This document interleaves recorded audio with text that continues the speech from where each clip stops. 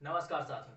आज हम बात करें गुजरात विधानसभा चुनाव के बारे में, जहां पर भारतीय जनता पार्टी चुनाव लड़ी, जीती और जीती तो ऐसे कि एक नया रिकॉर्ड बन गया। जाहिर सी बात है, जब कोई नया रिकॉर्ड बनता है तो पुराना रिकॉर्ड टूटता है और ये रिकॉर्ड टूटा। 1985 विधानसभा चुनाव में खाम फॉर्मूले पे बनी माधव सिंह सोलंकी के नेतृत्व पर लड़ रही कांग्रेस पार्टी, जो 182 विधानसभा सीटों में से 149 सीटें जीतने में सफल रहती है, ये रिकॉर्ड अभूतपूर्व रिकॉर्ड बनाने में सफल होती है। पर इस अभूतपूर्व रिकॉर्ड को भूतपूर्व रिकॉर्ड बनाया भारतीय जनता पार्टी और उसके सर्वोच्च नेता प्रधानमंत्री नरेंद्र मोदी ने।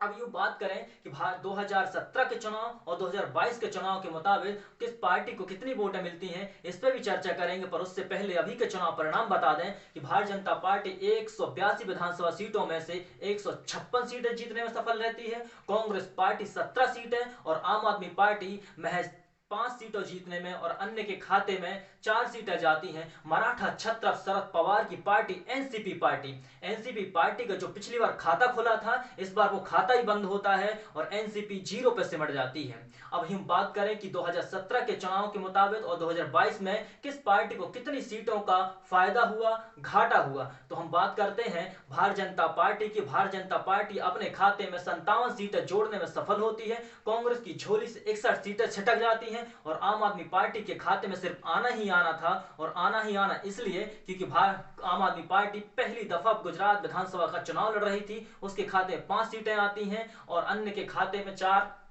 और एनसीपी जीरो पे।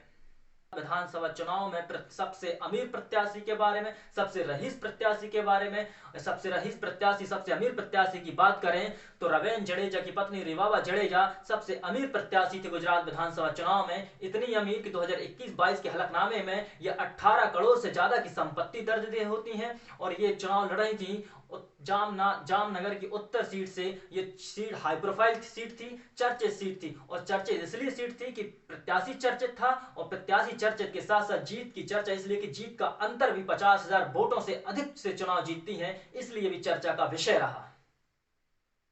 अब हम बात करेंगे वोट शेयर के बारे में, किस पार्टी को इतना वोट परसेंट रहा। इस वोट परसेंट के बारे में बात करें तो भारतीय जनता पार्टी 54.94% वोट पाती है, कांग्रेस पार्टी 27% वोट पाती है और आम आदमी पार्टी 13.12% और अन्य के खाते में 4.91% वोट जाते हैं।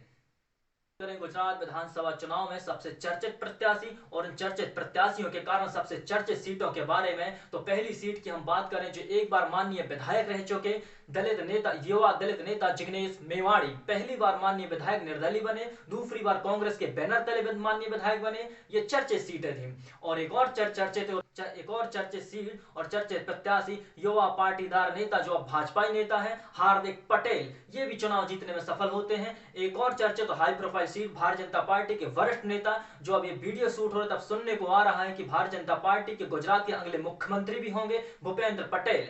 एक और हाई प्रोफाइल सीट जिस प्रत्याशी को सबसे अमीर प्रत्याशी होने का तमगा भी हासिल है, क्रिकेटर रवेन जडेजा की पत्नी रिवाबा जडेजा, ये भी चर्चित सीट थी। और हम चर्चित सीटों में एक और चर्चित सीट शुमार है ईसुदान गढ़वी की बात करते हुए मैं इसलिए ठहर रहा हूं कि आपको बता दूं कि ये आम आदमी पार्टी के मुख्यमंत्री पद के चेहरे भी थे और किस आम आदमी पार्टी को यह प्रत्याशा भी नहीं थी कि उनका मुख्यमंत्री पद का चेहरा हारेगा और आम आदमी पार्टी का मुख्यमंत्री हारते हैं, प्रदेश अध्यक्ष हारते हैं।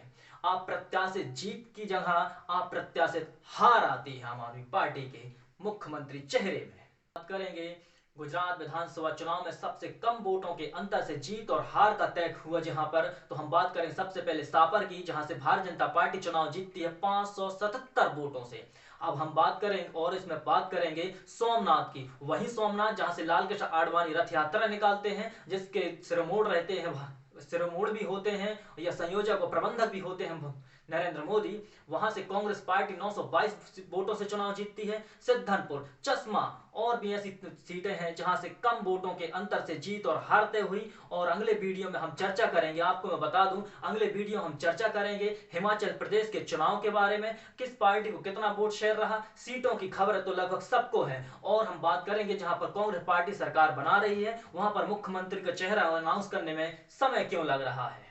और भी ऐसी पॉलिटिकल बातें जानने के लिए इस वीडियो को लाइक कमेंट शेयर करें और हाँ, इस चैनल को सब्सक्राइब जरूर करें।